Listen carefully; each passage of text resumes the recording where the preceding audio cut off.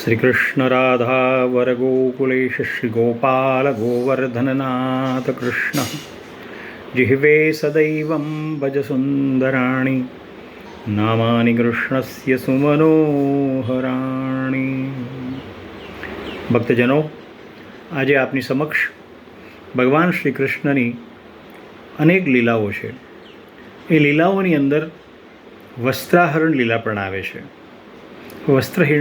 વસ્ત્રાહરણ લીલા વાસ્તવમાં એનો શું અર્થ છે, શું અર્થ બોધ થાય છે, તે આપણે આજે વિચારીએ. ગો શબ્દ 16,000થી થાય છે. હવે આપણને થશે કે 16,000થી ગો શબ્દ કેવી રીતે થાય? ગો એટલે પૃથ્વી, ઇન્દ્રિયો, ઇન્દ્રિયોના વિષયો, ગાય, નાડી, બ્રહ્મવિદ્યા, વેદોની ઋચા, તેનું પાલન રક્ષણ કરે તે ગોપ ગોપી કહેવાય છે. વેદોની કુલ ઋચાઓ 1,00,000 છે. તેમાંથી 80,000 તો કર્મકાંડની છે, 16,000 ઉપાસના કાંડની છે અને 4,000 ઋચાઓ બ્રહ્મવિદ્યા માટેની છે.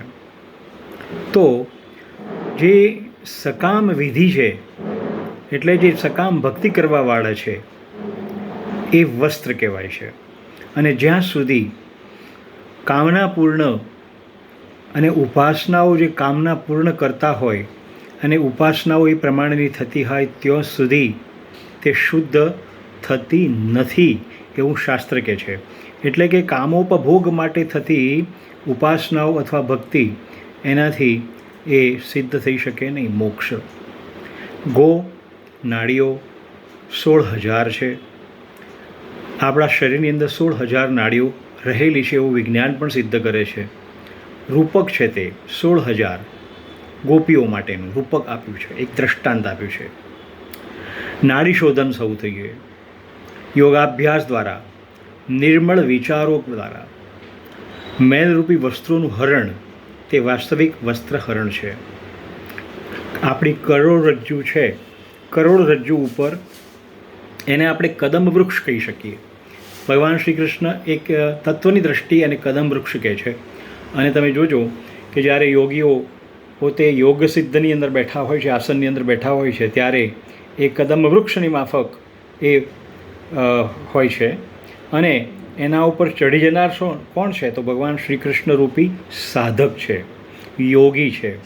અને નાડીઓની પાસે પોતાની ઈચ્છા પ્રમાણે કામ કરાવે છે.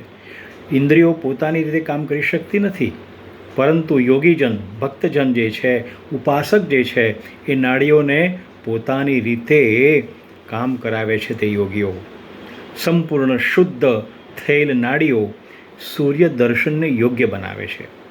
હવે સૂર્ય દર્શન યોગ્ય એટલે શું? સૂર્ય દર્શન એટલે જ્ઞાનનો પ્રકાશ. આપણી પાસે જ્યારે જ્ઞાન આવે છે ત્યારે પ્રકાશ થાય છે અને આપણે યોગ્ય બનીએ છીએ. અને આ યોગ્ય બનવાની પ્રક્રિયા તે જ વસ્ત્રાહરણ છે.